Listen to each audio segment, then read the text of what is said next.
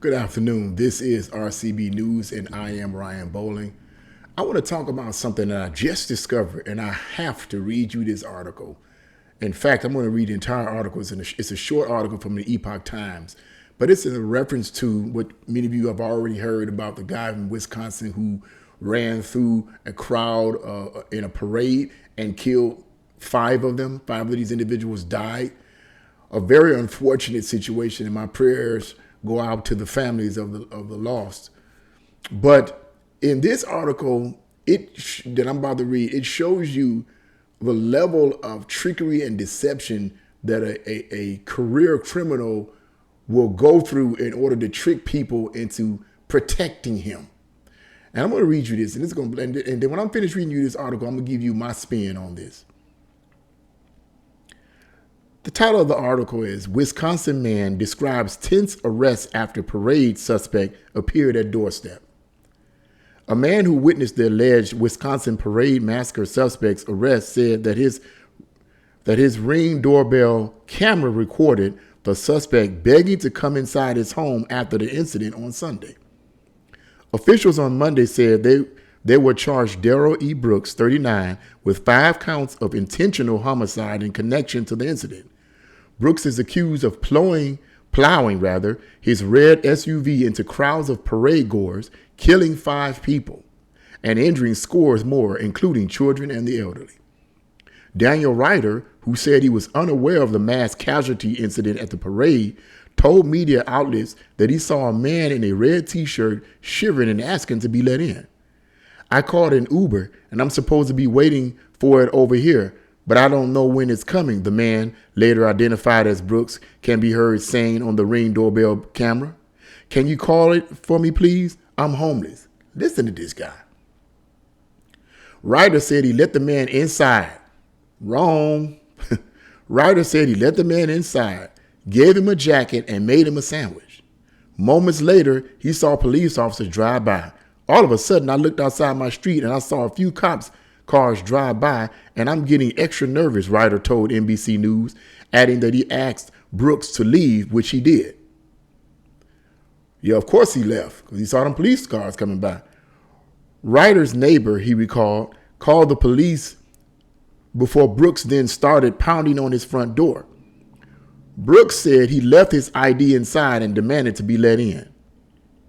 Then the next thing you know, you see the cops with lights on him saying, "Hands in the air, hands in the air," Ryder told the outlet, adding that he had no idea that man in question was suspected in the parade massacre. Police said Monday that Brooks was also involved in a domestic disturbance before Sunday's attack. In the footage, an officer is heard saying, "Hands up, put your hands where I can see them." Brooks responds, "Whoa." Brooks responds, "Whoa, whoa, whoa," before raising his hands. Other footage shows the homeowner opening his door. "Hey, do you know this guy?" the officer asks him. "Absolutely not," the homeowner says. Katrina Ray, Ryder's girlfriend, confirmed to Fox News that Ryder gave him a jacket and sandwich, not realizing the man he interacted with was wanted by police. If he had known what was going down the block, of course, he never would have let him in or anything like that. Just crazy, Ray said. Those Brooks allegedly killed are all over the age of 50, including Jan Coolidge, 52, Tamara Duran, 52, Wilhelm, I hope I didn't butcher that, Hospital, 82, Leanna Owens, 71, and Virginia Sorensen, 79. Court records show that Brooks, who was reportedly an aspiring rapper, had a lengthy criminal record stretching back decades. Look at that lengthy criminal record stretching back decades. But listen to this. The man allegedly had run over the mother of his child with his vehicle and was released on a $1,000 bond earlier this month. A $1,000 bond? That's it? Which the Milwaukee County District Attorney's Office said was, quote, inappropriately low. You right about that. On Monday, authorities said that they believe Brooks acted alone and said there is no nexus to terrorism. However, they did not provide a motive and didn't explain why there was no connection to terrorism in this case. And that concludes that article right there. Now, after having read that, that is absolutely incredible, but it does not surprise me at the level that a criminal, a career criminal, will go to trick people into believing something that is not true. And I just want to say right up here, right up the front here, in my view, based on this. Now, I've been doing security for at least 15 years. I'm a certified security officer. I also trained as a police officer at the Tri-C Police Academy back in 2005, and I graduated in 2006. I never actually officially became a police officer because of some situations with my ex, and she wasn't very supportive of me being in the police force because we just had a baby, and she was fearful that something might happen to me, and I understood that, so I never pursued a career in police work because I didn't want to put her in that stress. But I'm trained as a police officer. I graduated with honors. I'm also a certified security officer. Been doing security for years, at least 15 years. And what I found out in just my training and my observation and experience is that when a person is in the wrong and they've been doing wrong for long periods of time, or a criminal's been doing wrong for long periods of time, they will tell you anything to convince you that they're not what they really are.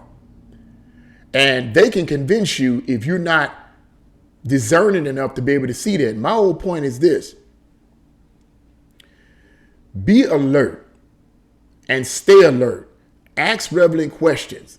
This man that let this individual who had mowed down 5 people and killed them, mowed down all these people and killed 5 of them, the man apparently didn't ask relevant questions.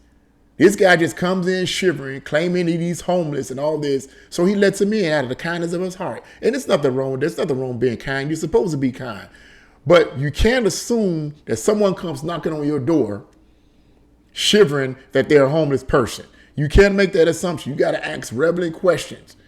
You know, give me some evidence or whatever. You just can't believe people right off the bat. Well, I'm a homeless person. I can go out there and say, hey, I'm a homeless person. All I got to do is dirty myself up, take off my shirt and whatever, and put on some dirty pants and a dirty shirt and walk outside and knocking on people's doors. You know what I'm saying? And saying, you know, I'm homeless and I'm scared and I need some food. If you don't ask relevant questions, you don't know what that person is capable of. You got to ask yourself a question. When he went inside that person's home, after he had done what he done, and this man has a career, he's a career criminal, dating all the way back. In the last one article I read, that his career as a criminal dates all the way back to 1999. That's a lot of years. This man is a career criminal, so he knows what he's doing. My question is, what was his motive in tricking this man into letting him in his house? Was he going to hold him hostage? I don't know, because it says that when he saw the police officer come out, he said, "You need to get out of the house." The man left when he saw the cars going by. But I believe he only left because he didn't want to cause more ruckus. He knew that they were after him. He knew the police were after him, and had he resisted, he didn't want. He figured maybe I don't want a whole lot of problems. Let me just go ahead and leave.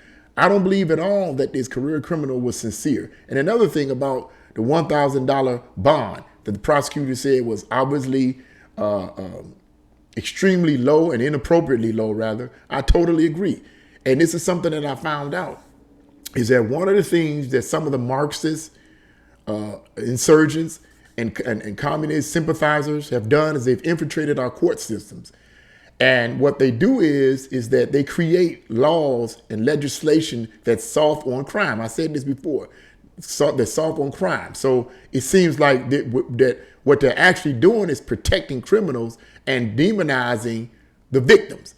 And you're seeing that more and more and more now. The reason why you're seeing that is because it's intentional. It's intentional. The releasing of these criminals, the patting on the hand and letting them go scot-free almost without any real penalties, is all intentional. It's not by mistake. It's the people you put in office is the cause of this, in part. The other part is spiritual, and as a Christian, that's what I believe, but that's another story and that's another video. But the secondary part of that is because you have people in office, in the court systems, and in politics on a local, state, and federal level who believe in this idea that people who have a criminal lifestyle had it bad coming up. And because they had it bad coming up, they shouldn't suffer this kind of stuff. We'll give him a $1,000 bond. You know, his father wasn't with him when he was coming up, you know, and his father rejected him, and he didn't have any strong male figures in his home growing up. And that may be true. But when you reach the age of accountability and you know right from wrong, which these criminals know right from wrong, you should still do the time for the crime. But see, it's all planned. It's all planned by the communist Marxist insurgents to cause as much chaos as possible. Know your enemy and you can defeat your enemy. But I just wanted to say that on that video. I needed to get that information out there because that's amazing. Watch, ask questions, be alert, stay alert. Don't walk around on eggshells. I never push fear, but I do push being alert. I almost got my head bashed in by a group of youth, no more than about 12, 13 years old, about 3 or 4 years ago, when I was walking home from the grocery store, and this was in the evening. Boys on bikes tried to bash my skull in with a rock. The rock was this big, and when the other guy threw it on my right-hand side, it deflected off my shoulder. He was trying to hit the side of my head. It deflected off my shoulder. And the guy on my left was trying to distract me. He had some kind of light, and he was hiding behind a tree, and he was shining it at me. While I'm looking at this light, he was trying to distract me. But my training kicked in and told me, be aware of your surroundings. And I happened to turn around, and as I turned around, the other guy was coming at me full force with this huge boulder in his hand, coming at me full force, and he threw it to try to hit the side of my head. Either he was trying to knock me out or kill me, one of the two. But it deflected, by the grace of God, it deflected off my shoulder, and it felt like somebody just tapped my shoulder. I believe that was an angel of God, but that's a whole story. Tapped my shoulder. But to make a long story short, my whole point is stay alert. Stay alert of your surroundings. You don't have to walk around on eggshells living in fear, but you certainly should stay alert and ask questions. Don't just let anybody in your house because they say they're homeless and they shivering or they acting like they shivering. Really? Are you serious? Be careful with that. But I just wanted to say that and bring that information out. What do you guys think about this? Do you agree? Do you disagree?